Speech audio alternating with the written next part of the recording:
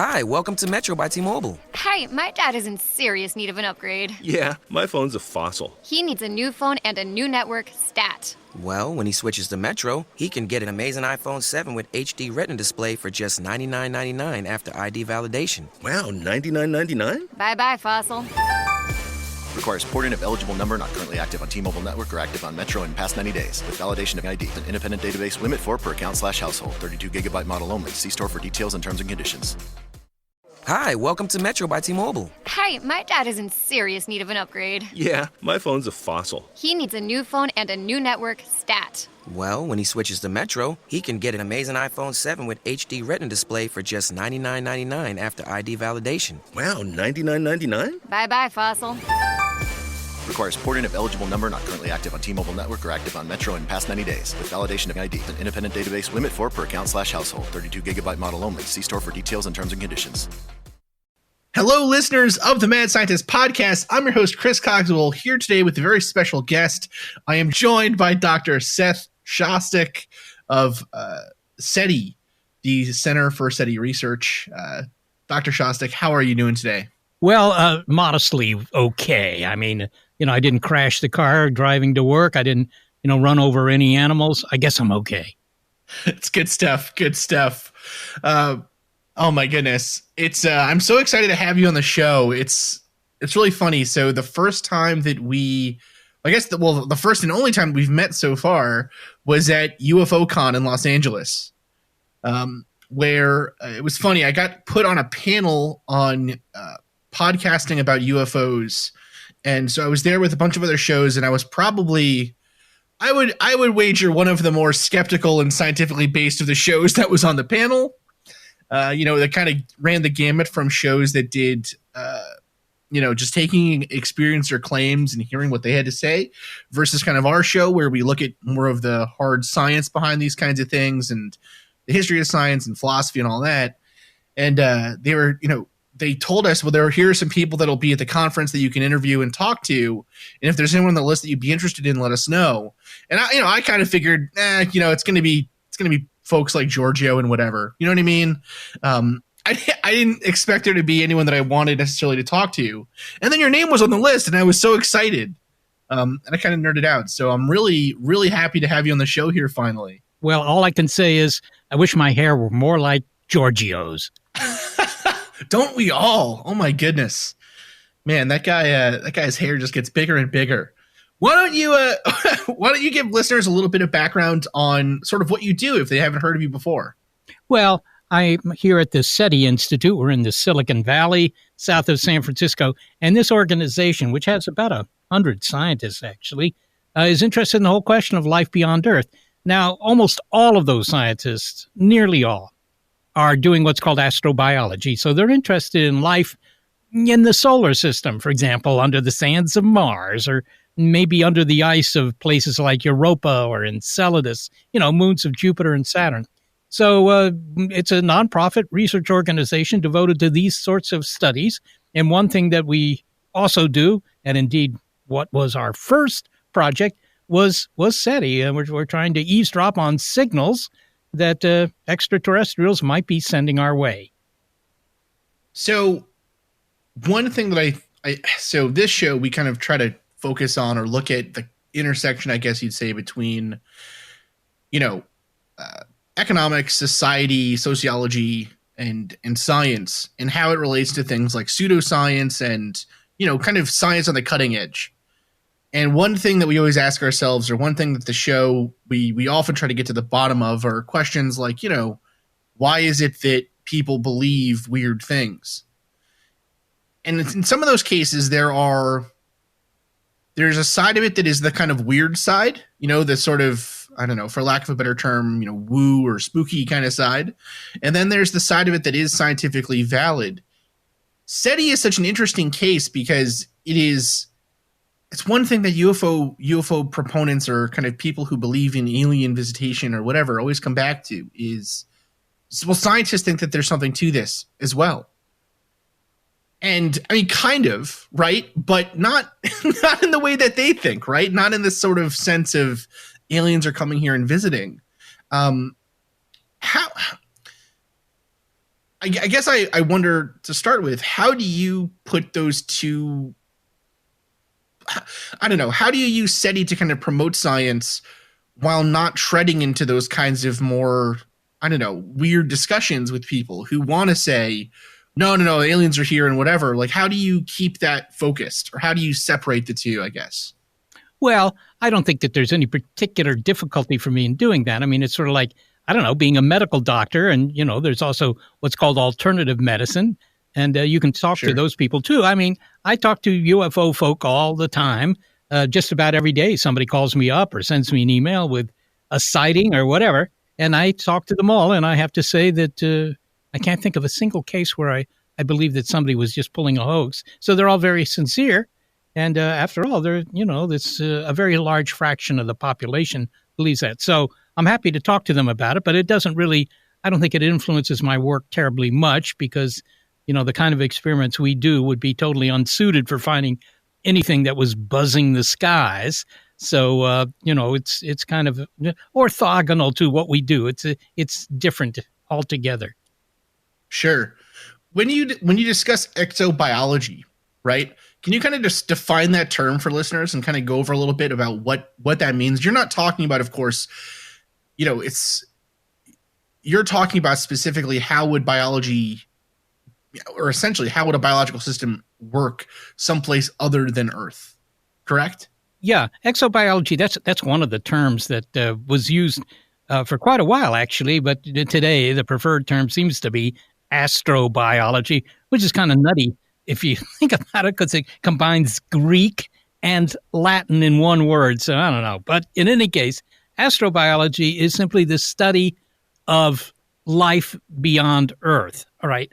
And not only, actually, it also includes things like, finding planets around other star systems, or even understanding how life got started on Earth. So it's the whole question of what is the prevalence of life.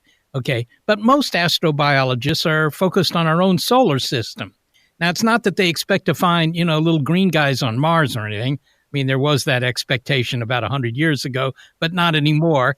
I think that the reason that they're so focused on our own solar system is that you can get really good data from our own solar system, because you can send spacecraft to places like Mars or the moons of Jupiter or Saturn, those sorts of things. So there's actual data, thanks to the American taxpayer, thanks to NASA, and also the European taxpayers and others. So they have actual data to work with. They can, analyze the clays on Mars. They can consider, the possibility of sending a probe to one of the moons of Saturn and grabbing some of the material shot up through the surface of that moon that might actually tell you that there's something alive down below. The only difficulty with all that, well, it's not so much a difficulty, but maybe a downer, is that if we do find life on Mars or, some of these moons, it's very likely to be microscopic life. It's not going to be anything you can talk to. Well, of course, you can talk to it, but don't expect it to talk back. Whereas SETI is more about, finding intelligent life. Okay. One thing that's really interesting, and it's a quote that I don't know, the quote doesn't really fit in this case because, like you said, it's not like we expect to go searching underneath the soil in Mars and we're going to find a giant cave system or something, right? But one thing that's, I think, kind of fascinating or very interesting is, especially with the search for life out there in the universe, it would appear, at least from the outset, if you look at people's popular ideas of how this would happen, that we tend to kind of anthropomorphize that search, even to the point of thinking, like you said, little green men, right? We presuppose that these things that we see will be like us in appearance or like us in cognition or any of these kinds of things. But even at the level of microbiology, right? Is the current paradigm that we expect to find things like, do we expect life to have kind of converged onto something like the forms of life we see here on Earth? Or is what astrobiology or SETI's astrobiology mission looking for more exotic than that, right? I mean, I'm just thinking about things like, say, silicone-based life forms, right, as opposed to carbon-based, or I don't know, just changing what we consider life to be, or even fauna and flora in the first place.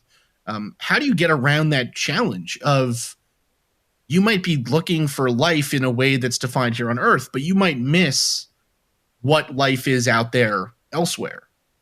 Well, Chris, you've hit upon a fundamental problem here, and that is we don't have any good definition of what life is. I mean, everybody thinks they know what things are alive and what aren't. Not so hard to tell if you're talking about the kind of life you find in the zoo or even the kind of thing you find with a microscope, unless you consider, well, what about that virus over there, Bob?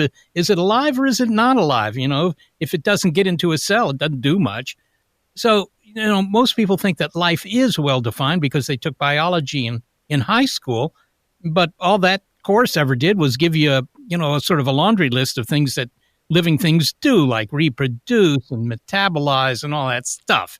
But, of course, you can find exceptions to all of this. So we don't have a good definition of life. So maybe, what we look for, which, of course, as you say, is somewhat similar to the kind of life we find here on Earth, maybe that does miss the boat. Maybe there's life out there that, we wouldn't see it and we wouldn't recognize it. Well, maybe, but it doesn't help very much to say that, because you can't do an experiment if you have no idea what you're looking for, right?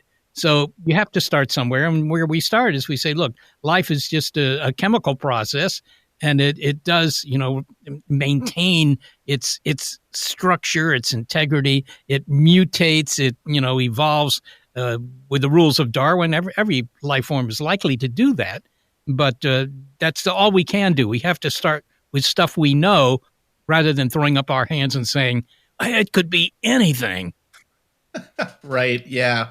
We get that sometimes. We'll have listeners or, fans of the show or whatever email us and ask things like, well, what do you think about the idea that this is all just a simulation? And the way I always answer that is, well, if it's simulation, who cares? Because, there's nothing we can do about it, and things seem to work a certain way in the simulation. So whatever, right? Kind of that Descartes or, I don't know, brain in a box kind of argument of philosophy. So we have been doing for the past, I'd say about 2 months, we've been doing kind of a deep dive series on the history of the United States government kind of playing footsie with weird research groups, right? So I'm talking about, we're really talking about is sort of the work of Robert Bigelow, and his work on supposed, haunted ranches and psychic spies and all those kinds of things. And how it kind of morphed into this modern group of To the Stars Academy, forming from ATIP. One thing is, someone whose background is in material science that we've kind of been, asked about a lot and we've kind of fought against a lot, is this idea that they have, or the likelihood even that they have some kind of alien materials or things like that, right? They have something from a crashed ship or something that they're studying. I guess I would just love to hear, what are your thoughts on To the Stars Academy? What are your thoughts on this new age of UFO disclosure, so to speak? Yeah, well, it's certainly interesting. I mean, I was as astounded as anybody else when I opened up my New York Times about a year and a half ago and found a front page story, admittedly below the fold, but nonetheless, saying, oh, well, the Navy has video footage, and it had come out of this $22 million project that, was funded largely thanks to Senator Harry Reid's interest in it. And, of course, he's a senator from Nevada, and that may explain why Bob Bigelow got involved. I know Bob Bigelow. He's, a nice guy and all. So, I don't know what to say about, having found special materials that couldn't have been made on Earth. I mean, people have been making that claim for decades and decades, and yet somehow it never shows up in the local museum. And, they don't bring it to a chem lab where it could be asked, where they put it through a mass spectrometer and say, this is just not anything from Earth. I mean, and one of the big accomplishments of astronomy in the past 500 years is to reliably demonstrate that the entire universe that we can see, 10 billion light year away galaxies, they're all made out of the same stuff that we find here locally. It isn't that there's exotic material that we can see anywhere else. So, there is that. But if Bob Bigelow does have some material, look at this, Ralph. I mean, this is just not something that anybody here on Earth could make. Well, well, take it in, show it to somebody. Don't just, I don't know, create rumors by saying you have it. And I've not heard that he actually does that. I don't know that he actually says anything like that. But as far as To the Stars Academy goes, all I can say is I did read their prospectus. And as far as I could tell, it was an entertainment company. That's all they really talked about in the prospectus.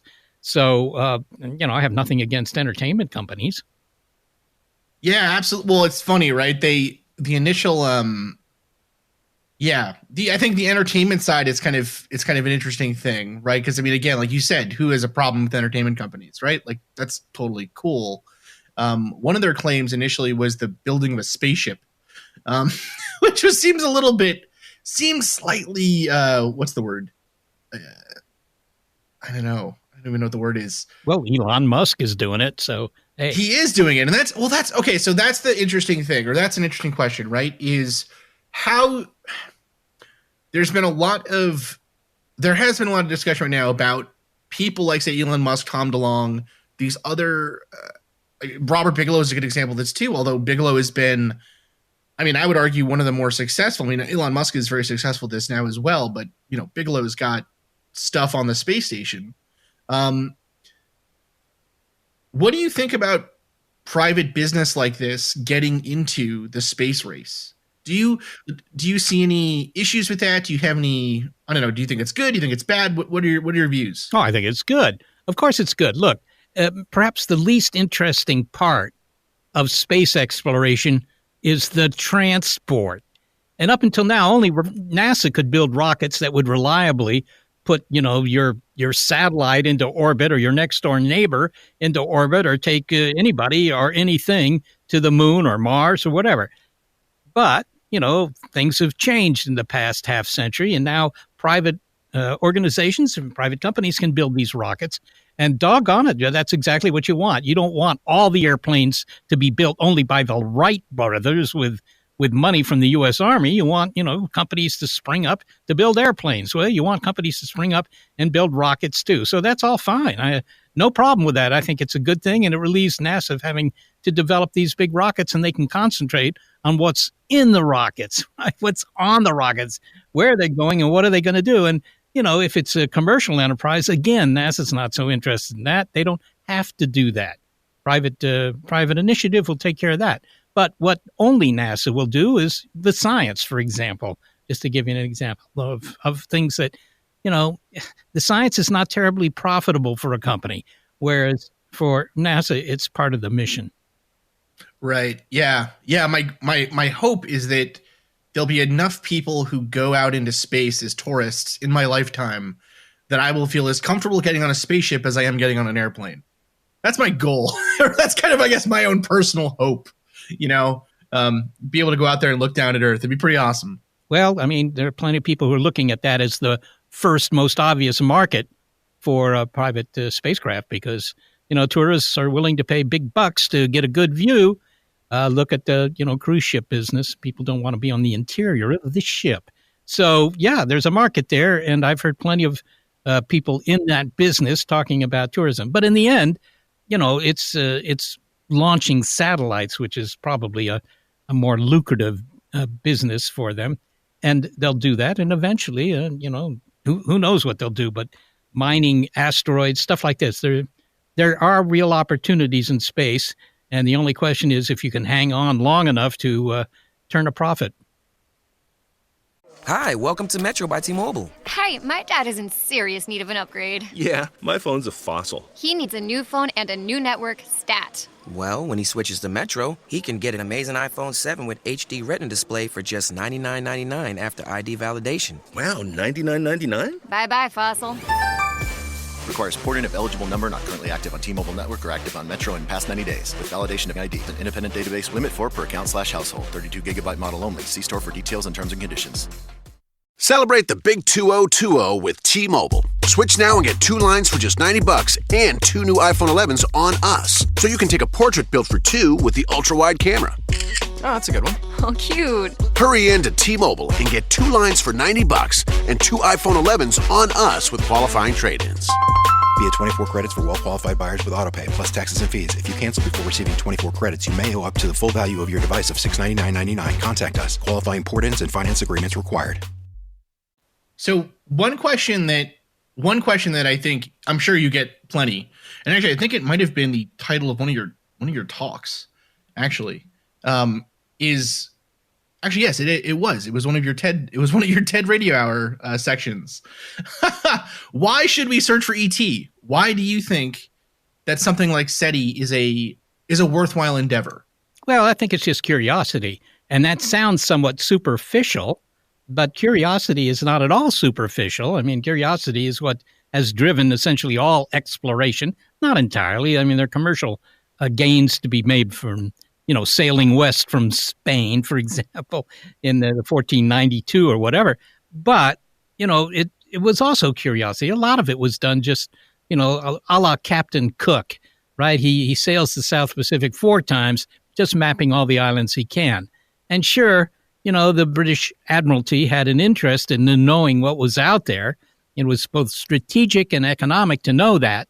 But on the other hand, for Cook, he was just interested in mapping all these places. And that's a good thing that he was. I mean, you think of, my heroes, for example, are largely explorers because they're just going into the unknown, which is by itself is kind of romantic.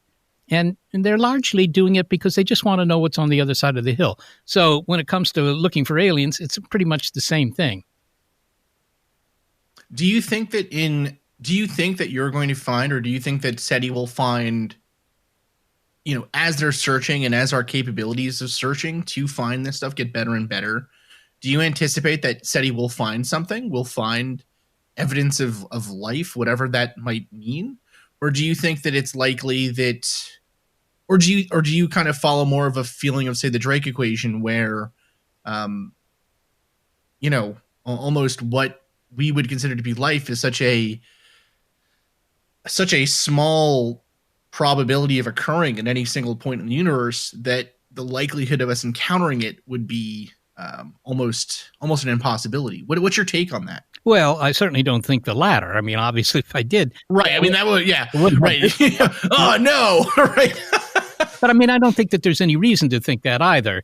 I mean, there are people who object to the idea of life, or maybe just intelligent life, but something like that. They object to it simply on, I don't know, grounds of their religious beliefs, or they just think that they're pretty important, and consequently, there couldn't be anybody equally important elsewhere. But, what we've learned in the last 20 years is how common planets are, right? There are like 1 trillion of them in the Milky Way galaxy, and that's just one galaxy out of trillions of galaxies. So, the idea that, sure, there's life here on Earth, and yeah, eventually intelligence sort of sprung up, but it's not going to happen anywhere else. That's a suspicious argument, I would say. Right. It's one of those, I think like you said, right, it's almost an argument of self-importance for humans, right? To think that we are the only, or not just humans, but life on Earth in general, right? To think that we're the only planet with this specific mix of qualities that made it amenable to life, or to think that life has to be like what we expect it to be here on Earth, is a very short-sighted view of things, I suppose. Yeah, well, there are 7 other places in our own solar system where there might be life, that they have liquids, right? They have energy sources. They have what it takes to support life, right? I mean, if you took all the life on Earth, kind of a updated Noah's Ark scenario here, and you just threw it onto Mars, right? I mean, most of it would be dead very quickly, right? The rhinos are not going to do well on the surface of Mars where they can't breathe and there's nothing to drink and it's freezing cold. But the microbes, some of them would do okay. I asked an astrobiologist this straight out years ago. I said, if we did that, if we just threw every living organism, samples of them, onto Mars and came back a year later, would any of them still be alive? And the answer was yes. That was it. That was the answer. Now, he might be wrong, but, he's at least an informed individual on these matters. So the idea that, life is restricted to Earth when there are examples nearby of other places where earthly life could live, just seems to stretch credulity to say this is not only a good place, it's the only place. So one question that I think is fascinating is the idea of sort of how will other fields of maybe the soft sciences, let's say, so things like, philosophy, psychology, although psychology is like a traditionally considered one of those if you ask philosophers of science, but I don't think there's any psychologists who would consider what they do soft in any way. But, those kinds of other sciences, right, that are outside of the kind of traditional realm of what we consider, physics, chemistry, and biology, wondering these other fields of inquiry about how they will change or how will they respond to the discovery of life someplace else. So we just did a series as well on Rachel Carson in Silent Spring, and kind of talking about some of the stuff that she was discussing back then when she wrote it. And it's funny, one of her solutions that has worked extremely well in some cases to, deal with, the pest problem without using pesticides was the introduction of predatory species, right? So, you have a type of beetle that's ruining elm trees. And so you introduce a wasp or a gnat or something that eats those beetles. And that worked great in some cases until it didn't work so great anymore. But that kind of framework or that sort of question, I guess, is one that I think a lot of our listeners would be very interested in. Something like, say, for instance, it's 200 years in the future, and we do discover planets or something that are habitable for humans or habitable for life on Earth. Would it be, I guess, or I suppose, would it be ethical or would it be something that we would even want to potentially do to move life off of Earth, right? Let's say one of these 7 planets. Is there any kind of, I guess, I don't know, astrobiology ethics, astrobiological philosophy going on? Are those kinds of questions I understand that's kind of like putting the cart before the horse, right? You're worrying about what are we going to do when we discover life out there before we've even discovered it. But I don't know, is that something that SETI concerns itself with? Is it something that researchers there are thinking about? Or is it something that's a little bit too far in advance that it's not really of a concern? Well, it may not be that far in advance. I mean, we may find life on a place like Mars, for example. We've been looking for life on Mars for a long time, never found it, but that could change in another 10 years, and maybe we do find life. And so when you talk about sending people to Mars, which a lot of people are keen to do, if that were to have an adverse effect on the indigenous population, even if that population is only, sheets of microbes 2 or 3 meters below the surface of Mars, the question is, so if we do find life on Mars, for example, under the sands of Mars, do we have the right to sort of just get rid of it because we're going to build our Mars colonies? We're just going to set up cities on Mars and all that pond scum under the dirt there. Well, it's just too bad. We wouldn't have given it a whole lot of shrift, if you will, back on Earth, and we're not going to give it a whole lot of shrift on Mars. Oh, sure, we'll bottle some of it and, study it and all, but, we're not going to keep ourselves from wiping a lot of it out. And so that is kind of an ethical consideration there, and different people have different ideas about it. And some people say, yeah, it's our destiny to do it, and others people say no. But one should keep in mind that there aren't too many places in the solar system which would be nearly as nice as even the worst place on Earth. Most people aren't considering moving to Antarctica or central Greenland or something like that. And both of those places are probably better than Mars. So it would take a lot of work to live on any of these places. Certainly not going to solve the population problems or anything like that. There isn't enough acreage to do anything significant in that regard. So, yeah, you do have these moral considerations. And even here at the Institute, people worry not so much about the ethics of these things, but more about, are we likely to contaminate Mars with our spacecraft and introduce microbes that'll eat all the locals? Or maybe the reverse, will bring something back from Mars and it'll eat everybody here. Both seem quite improbable, but on the other hand, you can't rule it out. Right. Yeah. No, it's good science fiction horror movie fodder, right? The microbe that eat everything. So I guess kind of as one of the reasons that I was so excited to talk to you, and one of the reasons why I thought it was so cool to find you at an event like, let's say, AlienCon, was one of our goals is to teach people science by discussing topics that they find interesting, kind of at people's level, right? So, I don't know a lot of, the example I like to give is when I talk to my mom about what I did during my PhD or even what I do in my daily work now, a lot of it is kind of over her head, right? She didn't study science. So, I think when I was in my PhD, my mom told people that I studied rocks, which was kind of right, but it's kind of right, sort of right. But not exactly. These topics, though, when you talk to people about what do you think about UFOs, right? And then, well, how do you think they fly and all this stuff? Suddenly, people's faces light up. They love talking about this kind of stuff. The challenge, I think, is getting people interested in science in a way that pseudoscience has been able to capture their minds with, right? Or kind of capture their imagination. How do you think we do that? How do you think science better outreaches to the public? Well, I certainly agree with you. I mean, people are very interested in the UFO phenomenon. 1/3 of the American populace believes it's true. They think that we are being visited, right? And that's a kind of a testimony to how interesting that story is, right? And it has all the elements of a good story. It would be very interesting if we're being visited. And after all, it invokes things like government cover-ups and all this sort of stuff, which, of course, Americans are very big on conspiracy theories. But it's also true in Europe that about 1/3 of the population believes this stuff. And there they are less inclined to think that the government is keeping stuff from them. But whatever. It would be really interesting. And you can always use that as a hook to get people interested. I've certainly done that myself when I've gone to schools to talk to kids that were, in middle school kids, for example. I mean, if you're talking to adults, you don't have this problem. But if you're talking to middle school students, they may not be paying attention until you can get their attention. And if you talk about, UFOs or aliens or something like that, that does get their attention. They're interested. So that's a good tool.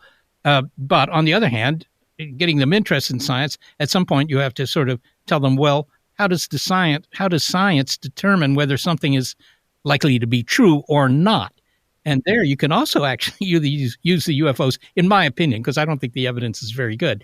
But, it's maybe a useful teaching moment to bring in the UFOs. Yeah, no, I think it's actually one of my favorites. It's really funny. Two of my little cousins. So all of my cousins think they did not.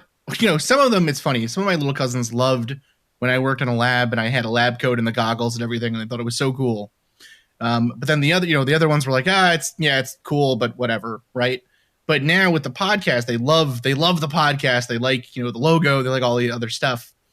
And I was over for, I forget what it was for. It must have been some kind of I don't know, childhood, coming of age event, right? I think one of my cousins, I think, was getting was going through Holy Communion or something. But I was in the basement playing kind of a who's who game with one of them, and I was trying to explain that this was the way that people like psychics and stuff. This is the kind of trick they do to tell about, trick people into thinking they're speaking to their relatives or something, right? Is that it's just a guessing game, and they're very good at guessing.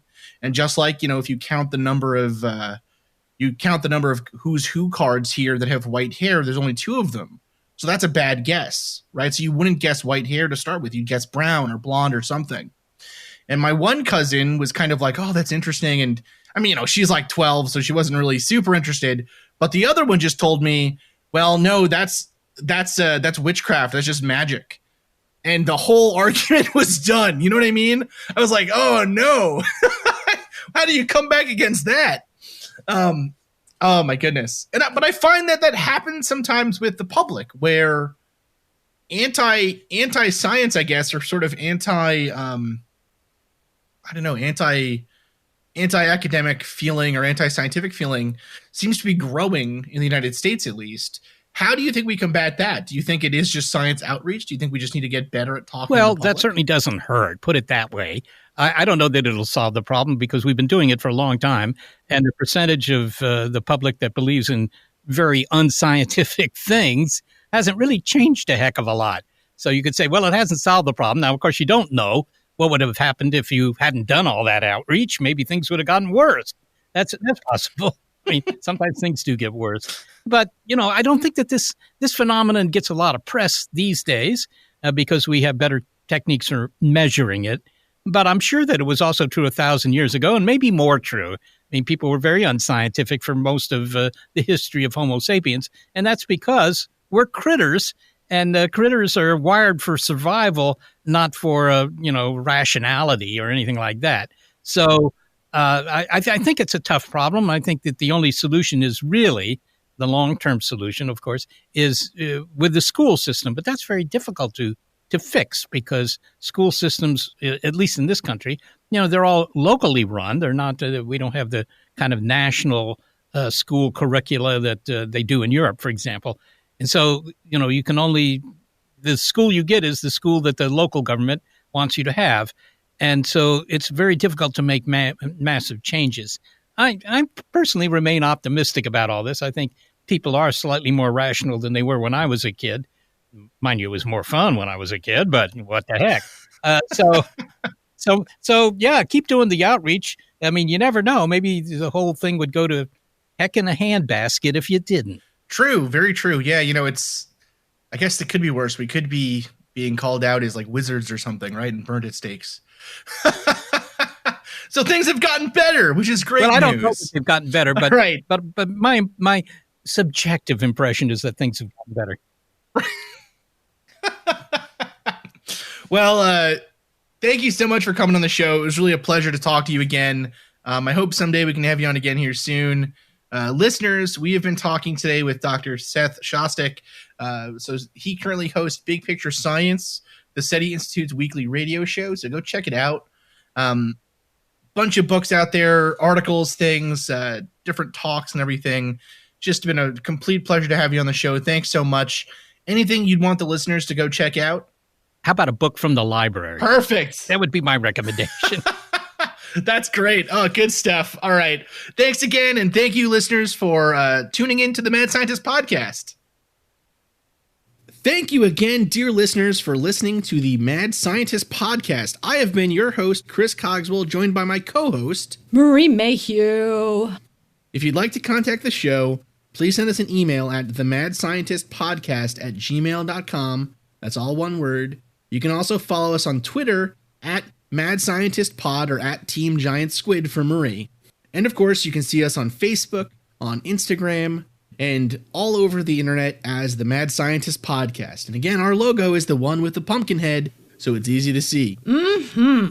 If you've enjoyed the show tonight, please consider supporting us on Patreon, where the money that you give to us will help us to promote this show further, to make it better, and just to spend more time making it. Yes, we love doing that. We do love doing that. Our logo was designed by Carrie Shaheen. Our web design is done by Desdemona Howard. Woohoo! And our sound design is done by Jake Cardinal. Thanks again for listening. Thank you. This has been a Damn It Chippy production.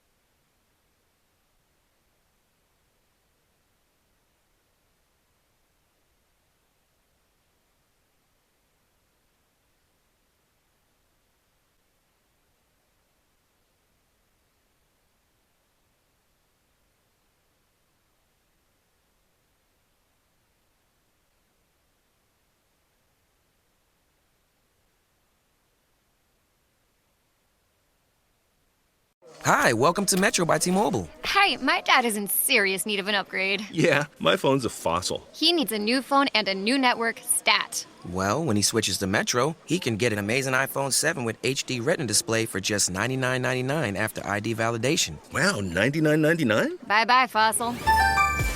Requires porting of eligible number not currently active on T-Mobile network or active on Metro in past 90 days with validation of ID. An independent database limit 4 per account/household. 32 gigabyte model only. See store for details and terms and conditions. Hi, welcome to Metro by T-Mobile. Hi, my dad is in serious need of an upgrade. Yeah, my phone's a fossil. He needs a new phone and a new network stat. Well, when he switches to Metro, he can get an amazing iPhone 7 with HD Retina display for just $99.99 after ID validation. Wow, $99.99? Bye-bye, fossil. Requires porting of eligible number not currently active on T-Mobile network or active on Metro in past 90 days with validation of ID. An independent database limit 4 per